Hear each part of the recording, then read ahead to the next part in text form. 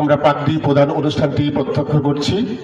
আমরা নয়ন ভরে দেখছি যে আজকের এই ছোট ছোট বাচ্চারা পবিত্র কোরআন শরীফকে তারা মুখস্থ করে সুনামের সাথে তারা 30 পারা হেফজ করেছেন।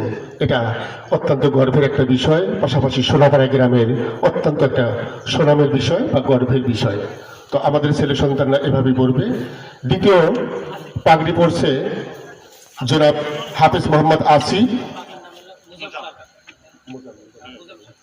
পিতা মোহাম্মদ মোজাম তালুকদার, সোনাপাড়া গ্রামেরই। অত্যন্ত আনন্দের সাথে গর্বের সাথে আমরা পাগড়ি প্রদান অনুষ্ঠানটি উপভোগ করছি, যা আমাদের এই সোনাপাড়ারই কৃতি সন্তান।